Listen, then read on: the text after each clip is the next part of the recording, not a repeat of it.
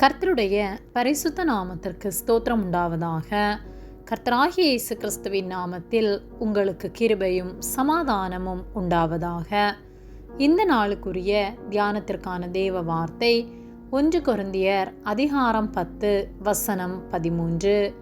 மனுஷருக்கு நேரிடுகிற சோதனையே அல்லாமல் வேறே சோதனை உங்களுக்கு நேரிடவில்லை. தேவன் உண்மையுள்ளவராயிருக்கிறார். உங்கள் திராணிக்கு மேலாக நீங்கள் சோதிக்கப்படுகிறதற்கு அவர் இடம் கொடாமல் சோதனையை தாங்கத்தக்கதாக சோதனையோடு கூட அதற்கு தப்பிக்கொள்ளும்படியான போக்கையும் உண்டாக்குவார். பிரியமானவர்களே, நம்முடைய வாழ்க்கையில் பிரச்சனைகளோடு போராட்டத்தோடு முன்னேற்றம் இல்லாமல் கவலையோடு வாழ்ந்து கொண்டிருக்கின்றோமா? 1 கொரிந்தியர் 10:13 மனுஷருக்கு நேரிடுகிற சோதனையே அல்லாமல் வேறே சோதனை உங்களுக்கு நேரிடவில்லை. தேவன் உண்மையுள்ளவராயிருக்கிறார். உங்கள் திராணிக்கு மேலாக நீங்கள் சோதிக்கப்படுகிறதற்கு அவர் இடம் கொடாமல் சோதனையை தாங்கத்தக்கதாக சோதனையோடு கூட அதற்கு தப்பிக்கொள்ளும்படியான போக்கையும் உண்டாக்குவார் என்று சொல்லப்பட்டுள்ளது. ஒருவேளை நம்முடைய வாழ்க்கையிலே சோதனைகள் காணப்பட்டாலும் அந்த சோதனையை சகிக்க, அந்த சோதனையிலிருந்து வெளிவர கர்த்தர் நமக்கு பலன் தருவார், நமக்கு உதவி செய்வார்.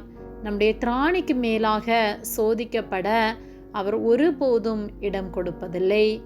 யோபுடைய வாழ்க்கையை நாம் தியானிப்போமானால் அவருடைய வாழ்க்கையில் ஏற்பட்ட சோதனையைப் போல நம்முடைய வாழ்க்கையில் எதையும் கர்த்தர் அனுமதிக்கவில்லை.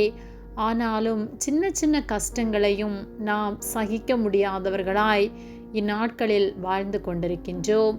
யோபுவின் சோதனையை மேற்கொள்ள கர்த்தர் யோபுவுக்கு பலன் கொடுத்தார். கர்த்தர் யோபுவோடு இருந்தார்.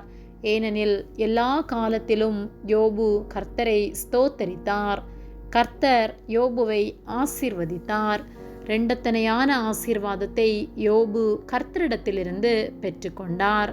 அப்படியாகத்தான் நம்முடைய வாழ்க்கையிலே சோதனைகள் காணப்பட்டாலும், ஒருவேளை மிகவும் கஷ்டமான சூழ்நிலையில் நாம் வாழ்ந்து கொண்டிருந்தாலும் கர்த்தரை ஸ்தோத்தரிப்போம். நாம் கர்த்தரை ஸ்தோத்தரிக்க நம்முடைய வாழ்க்கையில் முன்னேற்றங்கள் ஏற்படும்.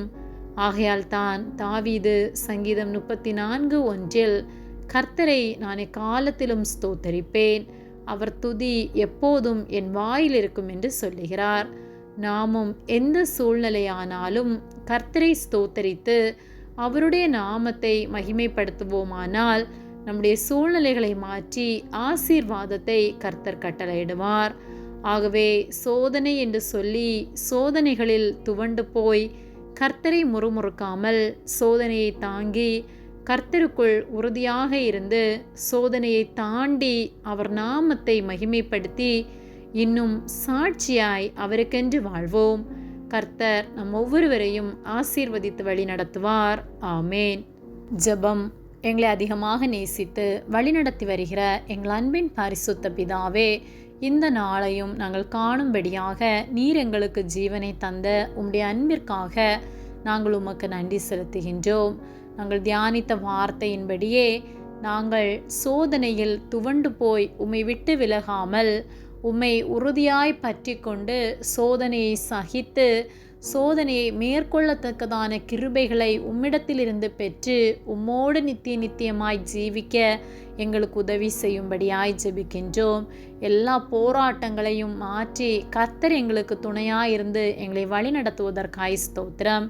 கஷ்டத்தோடு இருக்கிற ஒவ்வொருவரையும் கர்த்தர் தேற்றி போராட்டத்திலிருந்து விடுவிக்க பலன் கொடுக்கும்படியாய் ஜெபிக்கின்றோம். ஒவ்வொருவரையும் காத்து நடத்துவதற்காக நன்றி செலுத்துகின்றோம். எங்கள் ஒவ்வொருவரையும் உடைய கரத்திலே ஒப்பு கொடுக்கின்றோம். இயேசுவின் நாமத்தில் ஜெபிக்கின்றோம் ஜீவனுள்ள நல்ல பிதாவே, ஆமேன். கர்த்தர் உங்களை ஆசீர்வதிப்பாராக.